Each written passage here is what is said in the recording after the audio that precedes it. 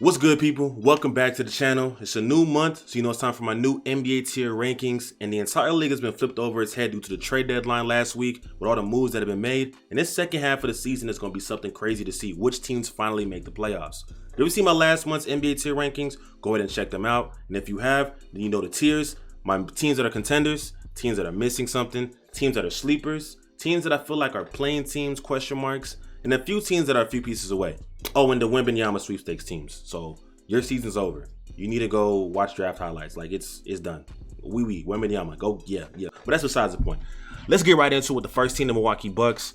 Milwaukee is a contending team. Look, Giannis is a MVP candidate. He's going to miss time due to a hand injury. And I think that when he comes back, hopefully it's not too long. They said it's not going to be too long. This team will still be one of the best teams in the Eastern Conference. Chris Middleton's getting back into a rhythm, which is so important. So I think this team is one of the best teams in the Eastern Conference. They're a contending team. Brooklyn is funny because Brooklyn has shocked a lot of people due to the fact that when they traded Kyrie and KD, people thought this team was just going to bottom out completely. When you look at this team defensively, they're one of the most versatile teams in the league right now. They're going to fall off and dip off in production in that area, but they'll still be in the playing talks just because of where they're at right now. And it'll be a tough out for most teams in the Eastern Conference. The Knicks, they're a playing team. I think they're a playing team. Ever since that all-star snub, Jalen Brunson has been going federal. And I think that this team, they're not a sleeper team. They're not a contending team to me, but I do think they're still one of the teams similar to the Nets, with a team that's going to be tough to beat. They're going to be fighting for a top 6 spot while trying to avoid the play-in in the Eastern Conference. And that's where I really see New York in that area right now. That's where I see them at right now. Toronto is funny because I actually thought they were going to make more moves at the trade deadline. You got players like Fred VanVleet, Gary Trent Jr., who are probably going to be off the books next year, and you can lose them for nothing, and you didn't move them when you could have moved them for something. But I look at the roster at the end of the day, and I see that this team still has a lot of talent on paper. It needs to come together. I like the addition of Pirtle. Like these two other teams, like I ain't gonna lie to you. Like the Nets and the Knicks, they mid. Like that's next team. I've been a big fan of Utah this year, but it's time to give it up. Look, Utah, you've had a good run. I think the pieces that you guys have lost is going to bring you guys down just a little bit. And we've seen the dip in production over the past few weeks. I think that this team is still one of the better, younger, rebuilding teams for the future. You have your front court pairing of Walker Kessler and Lauri Markkanen. And I think that there's still a team that could possibly, they could shock us again and make the play-in. They're not too far away from making it. The Western Conference is very, very, very, very stacked. I feel like they're a slightly dip below. But credit to them again. Houston. This sucks. I ain't gonna lie. Wembanyama. This team it's been disappointing. I ain't gonna lie to you. As a Houston fan, it's been disappointing. But I think that Houston offseason, this upcoming offseason, is gonna be huge for this team. But I ain't gonna lie to you. Get Wembanyama. That's the big goal. Get Wembanyama. What Tillman say? Thanks so much. Pray for Victor. Yeah, go do that. The Pelicans, man, you guys are a C-tier team. The thing about the Pelicans is they've missed Zion, who's been huge for their team. Ingram coming back has helped, but I think that this team, when we first saw them at their height in the beginning of the season, everybody was healthy, and due to injuries and missing their two best players in Ingram and Zion for a majority of the year, it's dropped them off. They had a dip in production. I think that they're still a team that you got to look out for, but I don't think they're a championship level threat for me. I still think they're a younger team that's going to have to learn their ways in the ropes. I feel like they're a C-tier team for me. The Lakers. Now people are gonna be mad, and I don't care. Be mad. They're a B-tier team. They're a sleeper team. Look, I'm gonna tell you right now, don't look at the standings. I personally do not care about the standings. The league has been, with the trade deadline and so many teams that have improved, the standings mean literally nothing, especially in the Western Conference. Teams are literally like 5 games apart from literally being a playing team, from being a team drafting in a lottery, and a team having home court advantage in the first round. So I really do not care about the standings. The Lakers, from what they have, with LeBron James and AD, they have enough to make a true run in the Western Conference. Do I put them as favorites? No. I got to see them perform. But on paper and what I've seen, what they have on their roster, it's enough to legit be a threat in the Western Conference. Now, they have to win. No passes. This team is good enough to make it to... I think they're good enough to make it to the conference finals. I like the team. The team has talent. There's no excuse, but they're a sleeper team. Let's not be fooled here.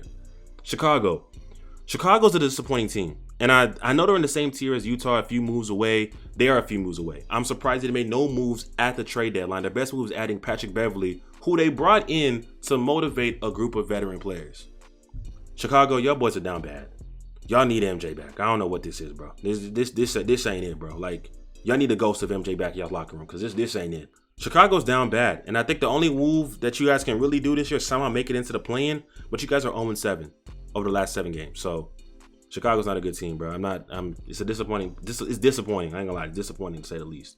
The Timberwolves, they're C tier. They're C tier, and I think they've looked so good. I would put them there. But when Cat comes back, if Cat comes back and they can really put everything back and have them mesh, I think the Timberwolves are definitely a C tier team. Anthony Edwards, since the new year, has looked like a totally revamped player. Like, he looks like one of the best 2 guards in the league right now. With the addition of Rudy Gobert coming back into the lineup over last month, they've somewhat found a rhythm for Ant to still be productive on offense. The only issue right now for me is when Cat comes back, finding a way to make sure that when they have the lineup with Cat and Gobert and Ant, that they can keep Anthony Edwards productive on offense, because we saw that he struggled earlier in the season. But this team is really, really good. Yeah, they're right where you're at. Yeah, y'all know how I feel about Portland. If you've been a long subscriber to my channel, you know how I feel about Portland. I love Damian Lillard, but this team, again, at the trade deadline, didn't make enough moves to really put them over the edge to make a strong push to be a strong playoff contending team. They have talent. Anthony Simons going down with that ankle sprain is not good either. I think he's going to miss some time due to that. So there's an issue with that as well. And I think trading Josh Hart, getting back Matisse Thybulle and Cam Reddish. Matisse Thybulle's a great defensive player, but offense gives you nothing. And Cam Reddish, you're taking on a project, especially in a year when you need Damian Lillard to get adequate veteran pieces to make a run in the playoffs in the Western Conference, which is deep already. So I'm not a big fan of what Portland's doing. Yeah, you could push him here and say that they're a mid team, but I'm not gonna do that. The Denver Nuggets, S tier team. Let's not waste our time. Like, come on, bro. Come on, bro. You know what it is. And actually, before since you watching the video coming out about Nikola Jokic, y'all gotta stop hating on this man. If he wins 3 MVPs and he earns those 3 MVPs, if he earns an MVP this year and he somehow wins 3 MVPs and he earns 3 MVPs, he's just that good. So let's stop the notion that he doesn't deserve winning an MVP award if he actually does deserve winning an MVP award. So you cannot sit up here and tell me that the Nuggets, what you've seen all season, especially with how Jamal Murray has looked over the past few games before the All-Star break, that this team isn't a contending team in the Western Conference. They're that good. Nikola Jokic is one of the best offensive players in the game right now. They're dangerous. They're dangerous still. OKC's tough. I lean towards putting OKC, and people are gonna hate on me because I'm a Houston Rockets fan. I gotta hate on OKC. I respect OKC, man. Y'all are legit the blueprint to a lot of teams rebuilding. Like, man, I'm gonna put you guys as a C tier team. I'm putting C tier. I might move y'all later on in the video. I might. I'm not a hater though. Please, I'm not a hater.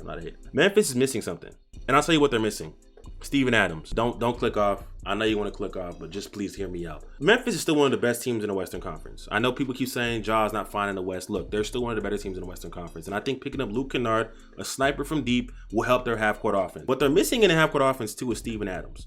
Ever since he's been out with injury, they've had literally their burst. I believe I tweeted out, I think they've won 3-7, or they were under 500 clearly, like a few games under 500 without Steven Adams. Steven Adams is one of the best offensive rebounders, one of the best screeners. And if you look at the game, go back to one of my videos earlier in the season, John Morant and Steven Adams, 2-man game, with him setting those picks for John Morant, it frees up Ja so much and allows him to have so much space to operate. And again, it sounds crazy, but Steven Adams is a big focal point for what they have on offense. They're a tough team. They're going to be a tough team to beat, but do I think they're one of the favorites in the Western Conference? So I think that they're the favorites. I can't put them there yet, but they're good. They're good. They're not a team you can sleep on. I got Dallas as a sleeper team. Sleeper team. I know adding Kyrie and Luka is crazy. People are still trying to, wrap their minds around it. And I love it. I like that the Mavs have added Kyrie Irving to help Luka Doncic. But I ain't gonna lie to you, bro. They got to figure out ways for Luka to play off ball. Because I ain't gonna lie to you. The last 2 games before the All-Star break, I was not impressed with how Luka has played off the ball. Kyrie clearly is one of the best off-ball players. And I think their defense is taking a huge hit. Like, losing Spencer Dinwiddie and Dorian Finney-Smith was huge. Like, Dorian Finney-Smith was one of the best defenders, one of the better defenders in the league. So that's an issue. And they got to figure out ways to help Luka be much more better off the ball. That has to happen. But then again, offensively, this team, if those 2 guys are clicking, they're tough to beat. When you look at offensive power, they clearly have one of the best backcourts in the league. But I'm looking at the fact of, I'm gonna keep them there. But I'm gonna keep them there. When we began with sweepstakes, let's not waste no time. Spurs fans, this season has not been great, just like Rockets fans. But hopefully draft season is coming. That's our time where we can really talk about what we want to talk about. You know what I'm saying? Like, yeah. Nice team. I like Sohan. Jeremy Sohan. Like him. I like him with the win. I like him. The Suns. Oh, this is gonna be nasty, but I'm gonna put them as an S tier team. And I know it. People are gonna say they haven't even played a game yet. They haven't played a game yet, Steve. Like, what are you doing? Here's why I put them as an S tier team. And I understand what you're saying. For them to be an S tier team, I look at how they played with Devin Booker before he got injured. They're one of the best teams in Western Conference, like 20-11, I believe. He goes down, they start losing games, or they're falling down to the 9-10 seed. He comes back. Right before he comes back, the team gets back into a rhythm. They have the third best record in the Western Conference since then. This team, I know losing Mikal Bridges and Cam Johnson was huge, but you're adding in Kevin Durant to a team that still has a core of Chris Paul, DeAndre Ayton, and Devin Booker, who's having one of his best I think arguably his best season. He could have been an all-star if he wasn't injured this year. Off the rip, you got to put him as a contending team. That's tough to beat. So, I like the pickups with Terrence Ross. I think the pickups on their second unit isn't bad. It's not a bad team. They're a good team, bro. Like, let's not force and say they're not good. Like, I understand we got to see them on the court, but the Suns, on paper, they're tough to beat. Come on now. The Clippers. Hey, man, Clippers are missing something. I ain't gonna lie to you. I think the Clippers arguably had the best trade deadline. Yeah, the best trade deadline. I like the pickup of Mason Plumlee. Eric Gordon was a great secondary unit, secondary ball handler and three-point shot maker. Bones Highland is also a second. PG, I know how you feel, bro. I ain't gonna lie to you. But no, Bones Highland isn't bad, bro. He's a secondary, a good ball handler to have in the second unit. And I think picking up Russell Westbrook on a minimum deal, I question the fit. Just because I don't think he's a great off-ball player. And I think Kawhi and PG will need the ball at times. But I think that with the shooting and spacing that the Clippers have, Westbrook can find a role that Ty Lue can implement him in. So the fit is questionable. They got to figure out ways to let him be much more ball dominant. And I think there will probably be lineups where Kawhi and PG probably won't be on the floor and Russell Westbrook running the show. So there's that. But I think this team, again, has a really, really deep 10-man roster that can go up against basically any other roster in the league. But I think that right now, I got to see them. I got them as an A-tier team, missing something. They're not a bad team, though. They're a really, really good team. This is the problem that I have with the Warriors, because I know basketball. I know hoops. You guys are going to say I don't know hoops. I don't care. I know hoops. The Warriors, at the end of the day, reigning favorites. The entire season, they've been mid. They've been mid on offense. They've been mid on defense.